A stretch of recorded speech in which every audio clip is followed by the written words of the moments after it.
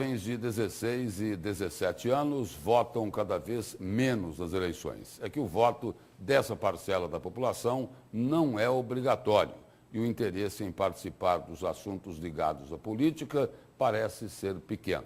Nas últimas eleições majoritárias, havia 1.600.000 eleitores nessa faixa etária. Já este ano, são 1.400.000 jovens eleitores. Veja na reportagem especial de Patrícia Helena Dorileu.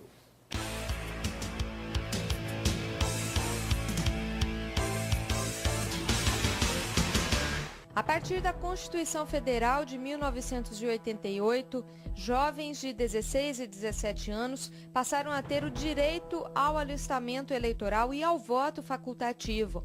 Uma grande conquista antes nem sonhada em se tornar realidade, a qual evidencia a participação da juventude no processo eleitoral.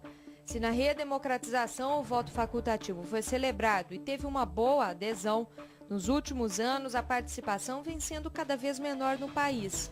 Nas últimas eleições majoritárias, em 2014, havia 1.600.000 eleitores nessa faixa etária.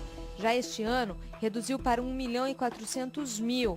Larissa e Luan são colegas de classe, têm a mesma idade, mas tomaram decisões diferentes quanto à emissão do título de eleitor. Ele assumiu a responsabilidade do primeiro voto. É importante, desde o jovem, participar da política do nosso país, desde já. Quanto antes, ele formará um cidadão já experiente, né, no ramo político e futuramente selecionar os seus candidatos e seus representantes com maior eficiência. Já ela preferiu esperar a obrigatoriedade. É mais a decepção dos políticos, por não ter muitos políticos competentes, vamos colocar assim. Não que eu espere que tenha bons políticos para o Brasil, mas foi mais uma decepção minha de não me identificar muito com alguns. Então eu decidi esse ano não votar, só ano que vem mesmo, que eu já vou estar com 18 anos. Este comportamento de descrédito não é exclusividade brasileira, se repete no mundo inteiro, especialmente nos vizinhos da América Latina e no continente africano. Pode haver várias explicações, entre elas a situação do país e do planeta nos aspectos político e econômico. Por aqui, para o presidente do Tribunal Regional Eleitoral, o grande problema é que o sistema da nossa política se distancia muito da realidade. O sistema político e uma boa parte dos agentes, eles agem como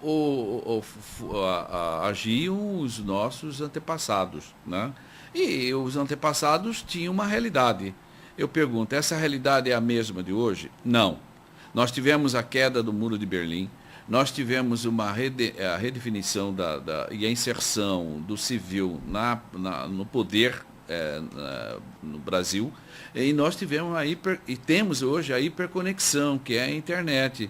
Então, nós temos que ter ações diferentes do que outrora os nossos antepassados teve.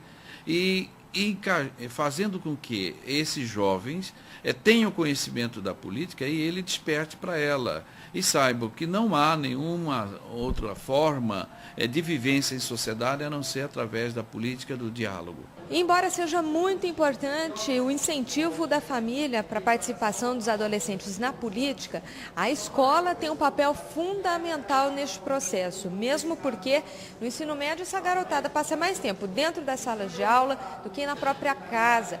E é basicamente aqui onde conseguem formar opiniões com bases teóricas e fundamentos. Nessa escola pública em Cuiabá, a professora de História gosta de abordar a temática com os alunos, buscando sempre fazer uma relação com os fatos históricos do passado e os fatos que ainda estão sendo escritos.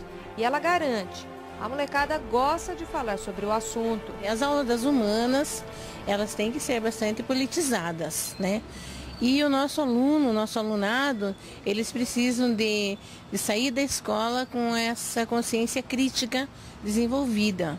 E é a partir dos conteúdos que você traz no bojo do conteúdo a questão política. E essa questão da política partidária, que não é muito discutido na escola, a questão de partido político ou o nome de isso daí, o próprio aluno ele tem um pouco de receio. Eles não sentem-se à vontade para estar falando de partido político ou de candidato X, candidato Y. Por outro lado, os alunos gostariam que fosse falado mais. Poderia ser mais para que o jovem conhecesse melhor esse assunto e para que não desperdiçassem esse voto dele, que é de grande importância para o nosso país. Houve um tempo em que a gente já debatia muito sobre isso com um professor de história, ele sempre buscava trazer esses temas para a gente debater, para a gente expor nossa opinião e ouvir outras opiniões também. Mas isso começou a ficar um pouco intolerante. Os alunos começaram a ficar mais agressivos uns com os outros, não conseguiam ouvir a opinião do outro, queria mudar a cabeça, queria mudar a ideia. Então eu acho que por essa intolerância, não só dentro da nossa escola, mas no meio de toda a sociedade, os professores buscaram cortar um pouco sobre isso. O Colégio de Presidentes dos Tribunais Regionais Eleitorais do Brasil, cujo presidente também é o desembargador Márcio Vidal, fez uma proposta ao Congresso Nacional para que as escolas inserissem em suas grades curriculares a disciplina de cidadania. Uma pena que não foi tão bem recebido. Nós estamos encaminhando de forma reiterada ofícios acompanhado desse projeto para o secretário de Educação dos municípios, dos próprios estados brasileiros, para que tenham a sensibilidade e percebam que é inevitável, é inadiável a inserção dessa disciplina para que possamos permitir que esse jovem tenha um conhecimento mínimo de política, de economia, né, e percebam como é importante você exercer essa cidadania. A juventude já é cidadã e é o nosso futuro. Um país com jovens desinteressados que se informam apenas nas redes sociais, que esquecem a história de sua nação e não fazem questão de fazerem jus ao direito conquistado, é um país fadado ao fracasso, pode ter certeza. É justamente por isso que as urnas precisam ser atrativas, assim como o debate, os cargos públicos e a participação efetiva no sistema democrático. Acho importante porque o futuro quem faz é a gente, né? Nós somos os próximos a enfrentar esse futuro lá na frente, porque nós somos a próxima geração. Então nós temos que pensar no nosso futuro, mas também nós temos que pensar nos que vão vir por aí. Alguns estados da federação têm criado movimentos de jovem. Por exemplo, em Belo Horizonte, onde se discute quase mensalmente os problemas que afligem a sociedade. Há exemplo também do Acre, também que tem esse movimento. Eu acho que esse exemplo desses grupos de jovens, ele tem que se espargir pelo todo o Brasil. Inclusive no estado de Mato Grosso, os jovens começaram a discutir o que os aflige, o que eles anseiam, para que amanhã eles tenham dias melhores. Do contrário, nós apenas iríamos repetir, né, papéis e sem nenhum ganho para ninguém, né? E isto vai só recrudescer os problemas que está aí nos atingindo. Precisamos que os jovens se interessem, porque eles são o hoje e o amanhã. E nós somos o ontem e o hoje. E se não tiver um hoje bem construído, né, o amanhã está fadado ao insucesso.